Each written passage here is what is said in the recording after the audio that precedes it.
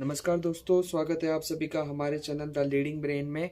आज की वीडियो में हम देखेंगे कि विलोम शब्द किसे कहते हैं और यहाँ पर मैंने टोटल 30 विलोम शब्द लिखे हैं और आप कमेंट करके ज़रूर बताना कि आपको 30 विलोम शब्द में से कितने विलोम शब्द पता थे।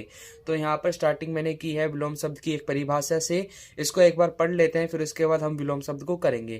तो यहाँ पर मैंने विलोम शब्द की परिभाषा लिखी है, जो शब्द अर्थ की दृष्टि से एक दूसरे के विरोधी होते हैं उन्हें विलोम शब्द, विपरीतार्थी शब्द अथवा विलोमार्थिक शब्द कहते हैं। ठीक है, मतलब कि जो शब्द अर्थ की दृष्टि से एक का अर्थ अलग होगा और एक का अर्थ उसी का उल्टा होगा, उसी को हम विलोम शब्द कहते हैं। विलोम शब्द को हम तीन नाम से और जानते हैं, एक विलोम शब्द, एक विपरीतार्थी शब्द और एक विलोमार्थी शब्द। इन तीनों का मतलब एक ही होता है। तो सिंपल सी चीज़ है, विलोम शब्द की परिभाषा में इतनी कोई मुश्किल ही नहीं थी। तो यहाँ पर एक सिंपल तरीके से भी आप दूसरी एक परिभाषा भी बना सकते हो। तो स्टार्ट करते हैं हम विलोम शब्द के क्वेश्चन से। तो यहाँ पर सबसे पहला जो क्वेश्चन है वो है अंदर। तो अंदर का उल्टा क्या हो जाएगा? अंदर का उल्टा हो जाएगा बाहर। तो यहाँ पर हम लिखेंगे बाहर। ठीक है, तो इसे आप अपनी कॉपी में भी उतार सकते हैं। तो पहले का उत्तर हो जाएगा बाहर। दूसरा क्या है हमारा? अंधकार। अंधकार का क्या हो जाएगा? प्रकाश। तो यहाँ पर आपको लिखना है प्रकाश। ठीक है, तो यहाँ पर हमने लिख लिया प्रकाश। तीसरा क्या हो जाएगा? अंधेरा। अंधेरा का क्या हो जाएगा? उजाला। तो यहाँ पर मैं क्या लिखूंगा? उजाला। ठीक है, अगला क्या क्वेश्चन हो जाएगा? अगला है हमारा अगला।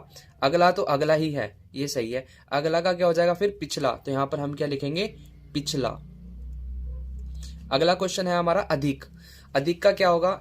अधिक। अधिक का सोचो, अधिक मतलब क्या होता है? बहुत ज्यादा किसी चीज में एक्स्ट्रा काम कर दिया, अधिक। तो अधिक का क्या हो जाएगा? कम, है ना। तो यहाँ पर हम क्या लिखेंगे? कम। अगला क्या है? अच्छा। तो अच्छा का क्या होगा? बुरा, है ना। अच्छा का क्या होगा? बुरा। अगला क्वेश्चन है अधीन। अधीन का मतलब होता है, अधीन का मतलब होता है कि किसी के अंडर में रहकर करना, है ना। किसी के अंडर में रहकर काम करना, उसे कहता है अधीन। तो आप समझ सकते हो कि अधीन का उल्टा क्या हो जाएगा? तो अधीन का उल्टा हो जाएगा स्वतंत्र। क्या हो जाएगा? स्वतंत्र। ठीक है, तो यहाँ पर हम लिख लेते हैं स्वतंत्र। अगला है अनाथ। अनाथ तो आप समझते हैं अनाथ क्या होता है? तो अनाथ का उल्टा होता है सनाथ। ठीक है, अनाथ का मतलब होता है जिसके पेरेंट्स नहीं होते, जो अकेला होता है जिंदगी में, उसे हम अनाथ कहते हैं। तो जिसके पेरेंट्स होते हैं, जिसके मित्र होते हैं, जिसके दोस्त होते हैं, उसको हम कहेंगे सनाथ। उसका उल्टा अनिवार्य। अनिवार्य का मतलब होता है ये काम आपको जरूर करना है। या तो आपने पेपर में भी देखा होगा, आपकी पेपर में जो हेडिंग लिखी रहती है, ये प्रश्न करना अनिवार्य है, मतलब कि ये आपको करना ही पड़ेगा। और एक दूसरी चीज होती है, ये वैकल्पिक है ना। तो मैंने आपको आंसर बता दिया, अनिवार्य का उल्टा होता है वैकल्पिक। इंग्लिश में कहते हैं इसे ऑप्शनल। क्या कहते हैं?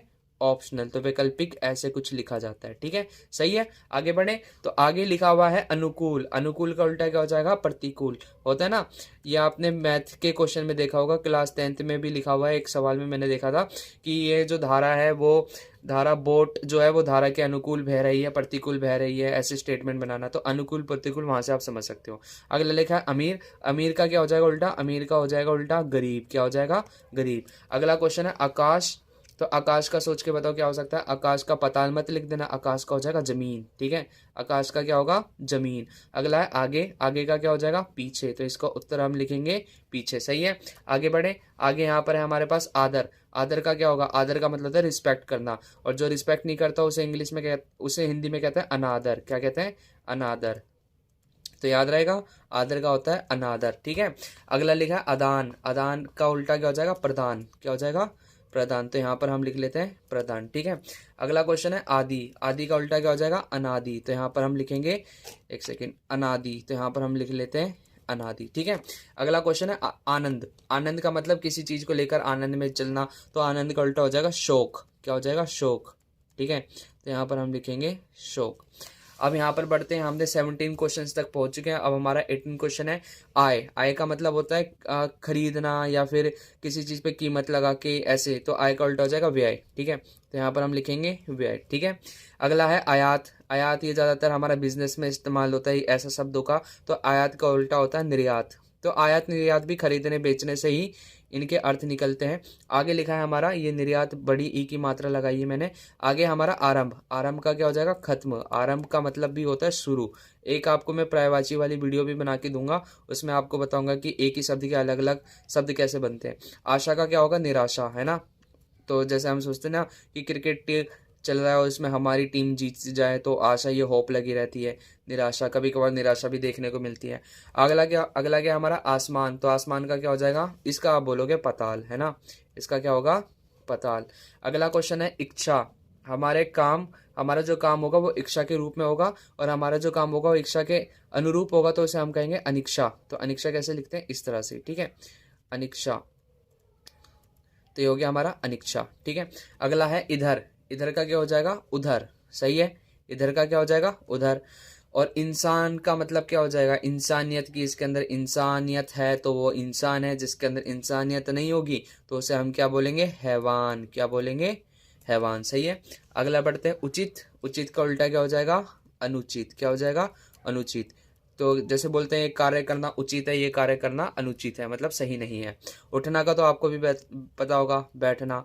स्कूल में आपकी मैडम कहती होगी, ये सर कहते होंगे सिट अप, सिट डाउन, इस तरह से। नेक्स्ट है हमारा उतार। तो उतार का क्या होगा? चढ़ाव। हमारी लाइफ में उतार चढ़ाव होते ही रहते हैं, है ना, वो वाला शब्द। फिर उसके बाद लिखा है उधार। कहते हैं ना, दुकान पे भी लिखा रहता है आज नगद कल उधार, तो यहाँ पर उधार का क्या हो जाएगा? नकद हो जाएगा।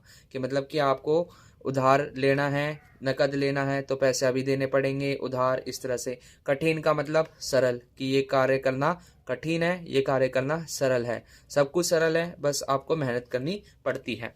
एक बार आप अपने बिस्तर से उठ गए, फिर उसके बाद आपको कोई नहीं रोक सकता अपने गोल को अचीव करने के लिए। सो ये थे विलोम शब्द।